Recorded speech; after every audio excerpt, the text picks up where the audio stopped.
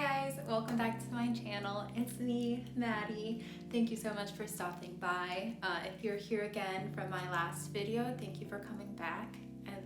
You're my favorite. If you're new, welcome. Stay a while, subscribe, like, comment, you know, all that jazz. We're gonna be good friends, I promise. I'm here today with another booktube video. I was trying to chase the light, so hopefully it sticks around for a little bit maybe. So I'm in a new filming location, you know? Literally have a green screen. No, I'm just kidding. Today I am going to go through my August and September reads because your girl was slacking and August didn't get it filmed, and then September was just a bad month overall, so I really didn't read. So I had like, I think maybe three books that I read in the month of September, which is kind of sad. But now I can just combine them all and it'll be okay. I do have a fun little idea for the month of October, which I'll tell you at the end after I get through these books. Ready? Okay, so first, I'm going to be speaking about The Farm by Joanne Ramos. These aren't, I'm not going to be talking about these in any particular order, just how I pull them from a pile. So I think I read this one in the month of September, so in case you wanted to know. So what do I think about this? Also, I'm not quite sure about how I want to structure these like month in review kind of videos, or reviewing the books. So we're gonna try it out, you know? Perfection never stopped us from doing anything. Maybe. But if you guys have any suggestions or like things that you like to hear or see from your favorite booktube creators, please let me know in the comments because I would love to make like changes and, you know, flesh out this like really good system. So, The Farm. The premise of the story is that it's basically, we're following a couple different characters and there's a facility that you can go and become a surrogate and you get paid for it. So there's like big, rich, important clients that will pay you to have their babies, and while you're there you have lost complete autonomy of your body. Like basically the facility and the clients own you and your body as you're carrying the baby. So you can't do anything you want to do, you can't leave the premise without permission, the whole works, you know. So I thought that Ramos did a good job in terms of fleshing out some ideas about classism and race. There was one idea that I took away from the book that I found really interesting, and it was about using women's body as a commodity in consumerism. You're basically buying this woman's body for 9 months so that you can have a baby. Or I guess so in that sense if you're renting, but still commodity, like this exchange, like a woman is now like a good that you can purchase. So actually I was looking at my like TBR for this month and I saw that I had this book, which I haven't read it yet, but it's called Red Clocks by Lenny Zumas. And the premise of it is very interesting. I feel like it's very on trend, I guess, in terms of not only thinking about some of the things discussed in The Farm, but also what's happening in the political sphere right now and like the laws being passed in Texas. But I'll read the little blurb for you. 5 women, 1 question. What is a woman for? Going back to The Farm, we were talking about that. Welcome to America. Abortion is illegal, in vitro fertilization is banned, and the Personhood Amendment grants rights of life, liberty, and property to every embryo. In a small Oregon fishing town, 5 very different women navigate these new barriers alongside age-old questions surrounding motherhood, identity, and freedom. That wasn't the whole blurb, but you get the idea. Very, a very hot topic right now, and I feel like the farm kind of fits right into that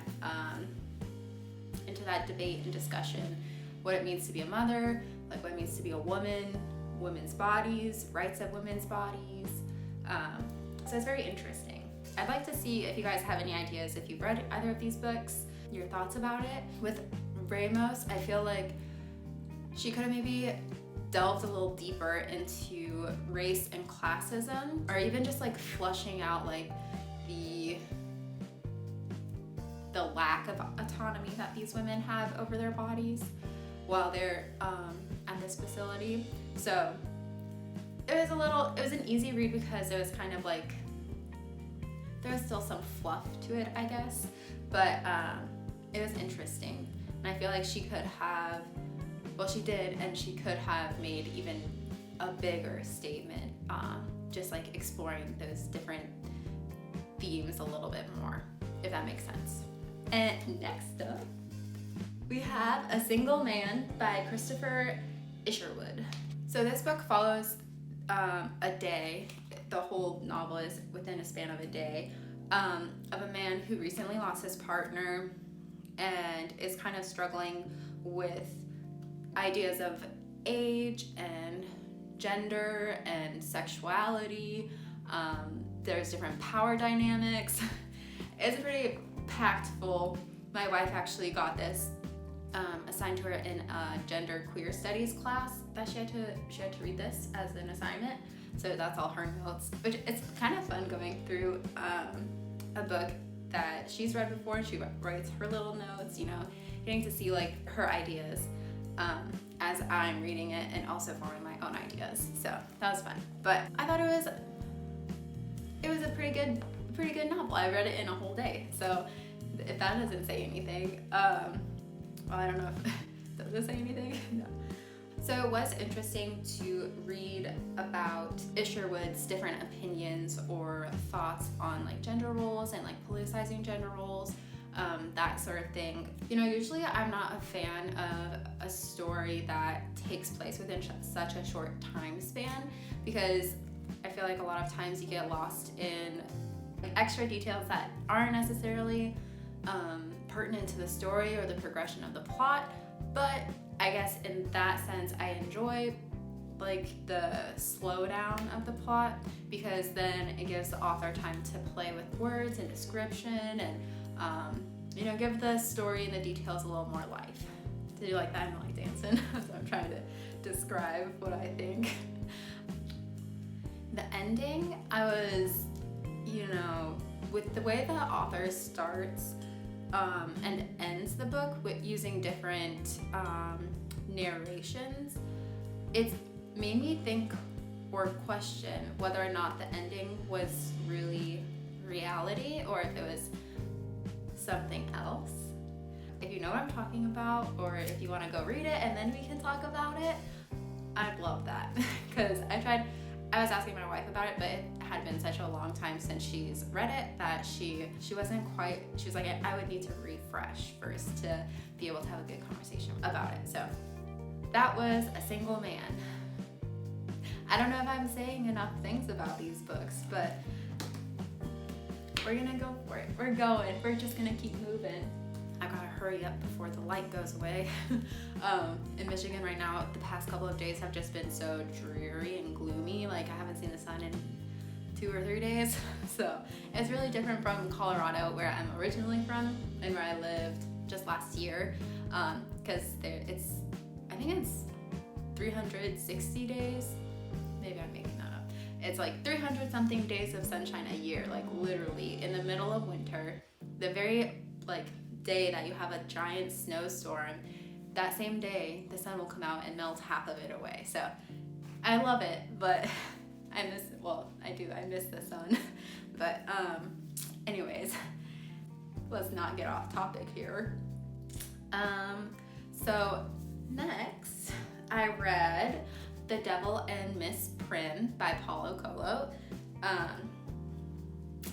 If I'm butchering the names, I do apologize. He is the author of The Alchemist, which is a pretty popular book. I also have read that before and I did enjoy it.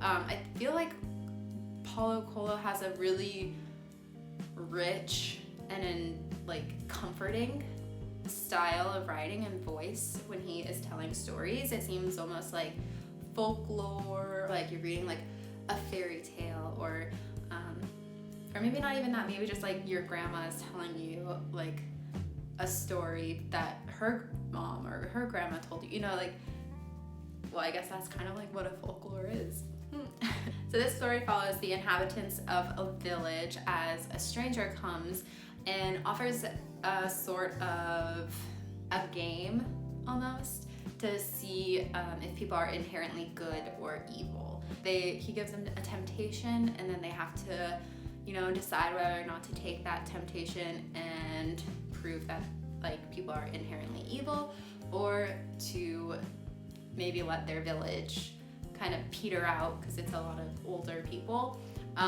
and prove to this stranger that people are inherently good. It was getting really good because you thought one thing was gonna happen, and then it was like, surprise, it's not. Which, I love a good twist. I feel like as an avid reader and also someone who writes or dabbles in writing, took writing classes, you know the structure of a story, and you can almost start to begin to guess what an author would do or what you would do in the author's shoes as the story's progressing, right?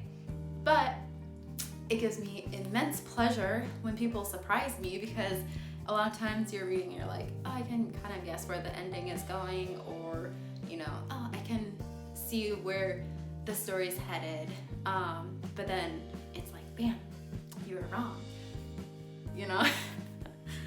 I like that. I'm excited to read more of Paulo Coelho's other works, because I've only been exposed to The Alchemist previously, and now this, and like I said, I really enjoy his voice and how he tells his stories, and just the universality, is that the right word? I think that's a word, of his characters and the stories that he tells, the premise of the stories. I feel like everyone can take something from it, which is really impressive. Okay. Next up, I believe that those were the 3 books that I read in the month of September. It was a bad one. I was in a reading slump. Our dog got sick, and thankfully he is doing good. And he is, honestly, his recovery has surprised us all, because there was quite a few hit or miss moments there, and so thankfully he's healthy. Okay, anyways, so we're going back all the way to August now, which, how crazy that we're already in the month of October. The year is almost over. Whoa! The first one I'm going to be talking about is The Bar Harbor Retirement Home for Famous Writers and Their Muses by Terry Lynn DeFino. I think usually I would not reach for a book like this, because I feel like it looks like it might be a little fluffy. I'm using fluffy, but what's wrong with fluff? So maybe that's not the right word I'm trying to use. But anyways, I don't think I would normally pick this up, but I'm glad that I did, because it was actually very good. I liked it.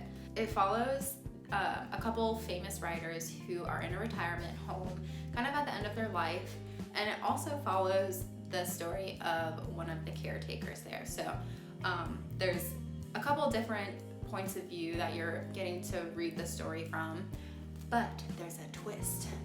The famous authors that are placed together in this retirement home start writing a novel together. DeFino is uber talented, because she was able to create not only one novel with multiple perspectives, but also a whole nother novel that these authors are writing. So just thinking about how she had to define each voice and make each character unique in its own way, that's talent, especially compared to one of the other books that I'm gonna talk about, because you'll hear soon. I thoroughly enjoyed the story that was happening in real life, but also I really enjoyed the novel that the authors are writing, which I feel that is talent. Another August read, we have The Paper Menagerie and Other Stories by Ken Liu. Fun story, I actually studied abroad in China when I was in college, and I was learning Mandarin there, and now I know 0 Mandarin. It's a very, very hard language to learn, but nonetheless, I sometimes know how to pronounce things, maybe. I think as a reader, I also really enjoy Asian or Asian American authors. I feel like especially Japanese authors and Japanese literature, that's like one of my favorites. They have such a beautiful prose. I can't think of any book by a Japanese writer or author that I've disliked. Fun fact. We're just full of fun facts today. So Liu, see, now I'm second guessing myself, but he was actually, I think, an engineer and a litigation lawyer. Let me double check for you guys. Yep, he was a lawyer, a litigation consultant, and a software engineer. So very type A, or no, left brain, right? And normally you'd think writing and especially fiction, that's right brain. I think, right? Is that the right side? Anyways, so him being able to create these very evocative stories and especially short stories, because having the ability to write a short story, that's pretty tough, because you have to not only create your characters, worlds, the plot within such a small, short amount of time or pages, and then also have your readers care about what's going on within such a short time. That's very hard to do, especially hard to do well. But he does a good job, and a lot of his stories are more science fiction based, I feel, kind of magical realism, which one of my favorite genres. So I did really enjoy that. I feel a lot of the stories could have been fleshed out into full novels, because sometimes there wasn't enough delving into a world. I think the first short story, The Bookmaking Habits of Select Species, that short story specifically really reminded me a lot of Ursula K. Le Guin, which is one of my favorite authors. She is a genius. So she's really good at magical realism, science fiction, fantasy, all my favorite things. And she is so good at creating these different worlds, different species, and fleshing them out. And I feel he did a pretty good job in this first story, going through, I don't know, maybe a dozen different species, and how maybe it wasn't a dozen, but how they make books or record for their species. So I really did enjoy that one. Kudos to the talent that is Ken Liu. I wanted to talk about this one next, because when I was talking about Bar Harbor, DeFino's book, I mentioned how she had amazing talent for creating so many different voices for her characters and making each one unique. And I feel this short story collection, which also I did read 4 short story collections in the month of August. So we're gonna make August the unofficial month of short story collections. This short story collection, I feel kind of fell flat for me. It is No One Belongs Here More Than You, Stories by Miranda July, which, fun cover, who doesn't love yellow? Where Terry Lynn DeFino rises to the occasion. Do you like how my arms are limited?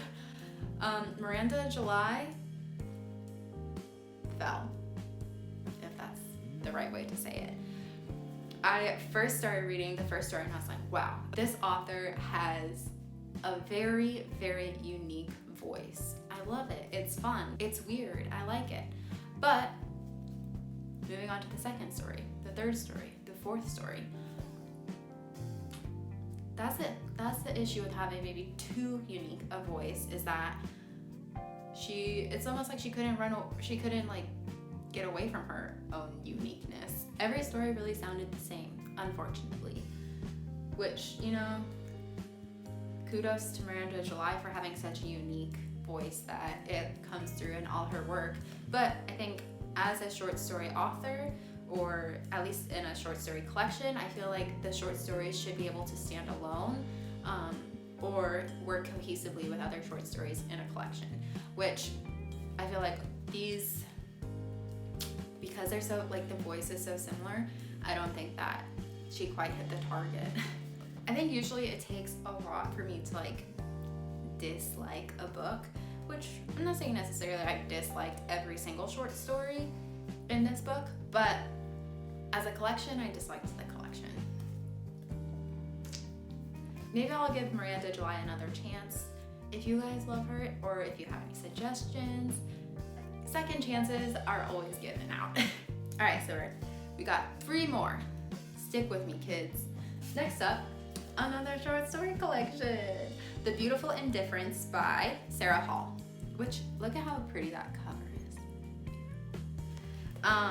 It looked a little dirty there. Whoops.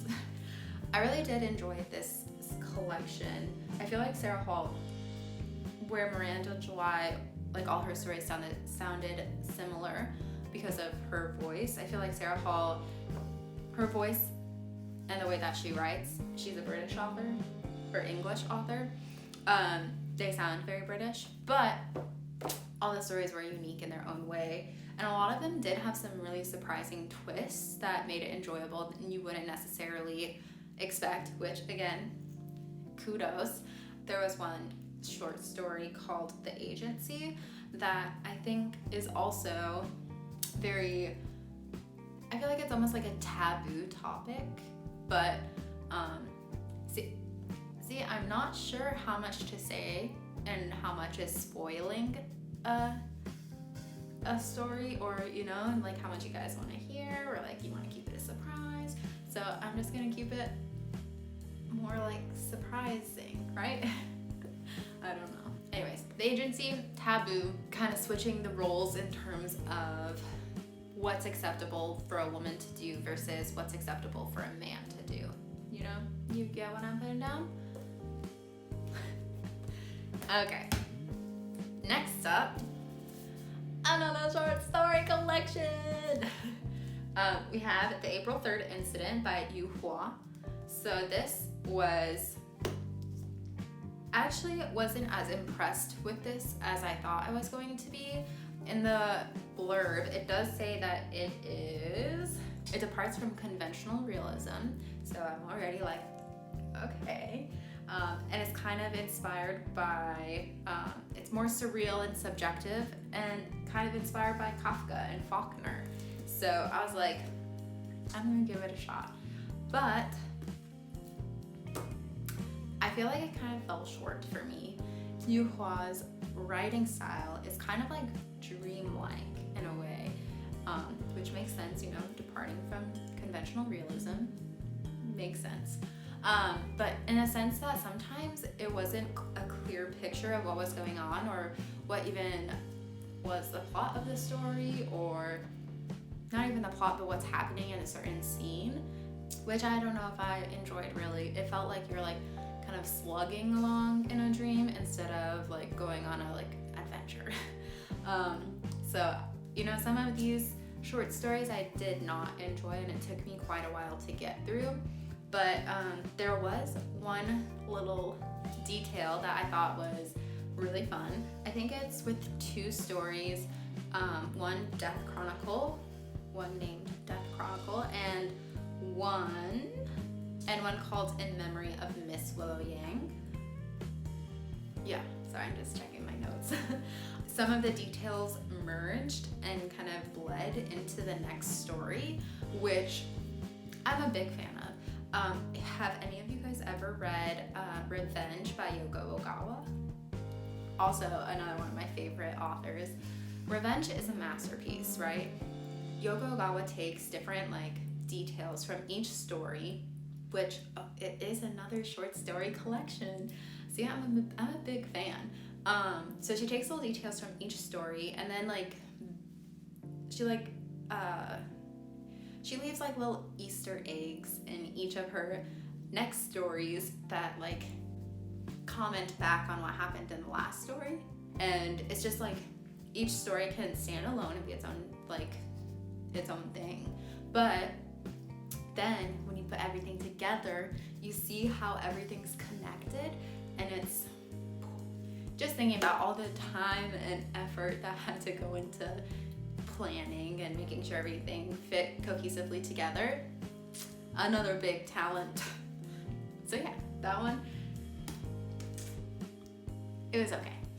Lastly, I'm not going to talk about this one too much because I actually do have a podcast in the works.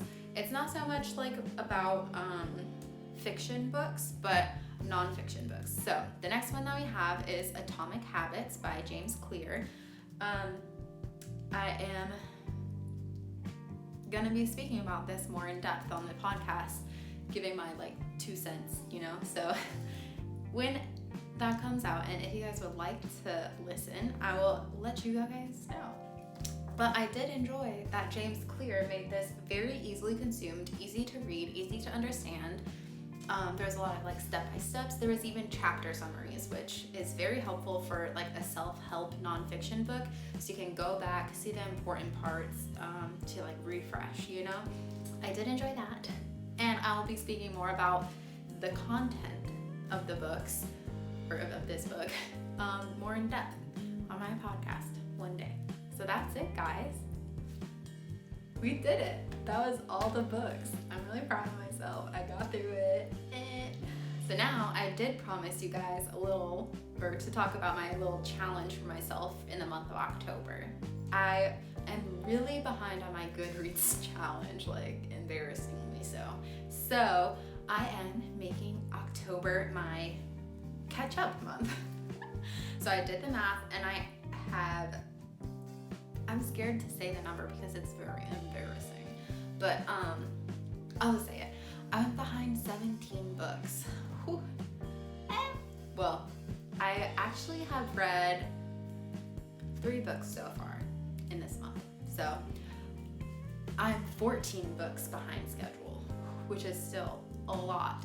So my goal is for me to read 14 books in the month of October and to catch up on my Goodreads goal. So then moving forward into November and December, I'm all caught up, back on track, gonna make it to the end.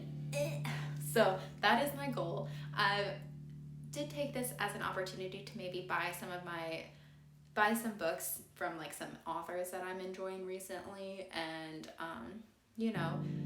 giving me some more incentive to read. So maybe there's gonna be a haul. Maybe I can do like a little reading vlog. I haven't done one yet, so that would be fun to figure out how to do. That's my goal. And I will keep you guys updated for my October wrap up. We'll see if I'm holding 17 books or if I did not catch up all the way. So the pressure's on now, because once you tell someone, it makes you more likely to actually do it, because you have other people holding you accountable. As I said before, if you guys have any sort of tips or ideas for me to like structure these like these review videos in a way that's more easily digestible or more entertaining, I'm all ears.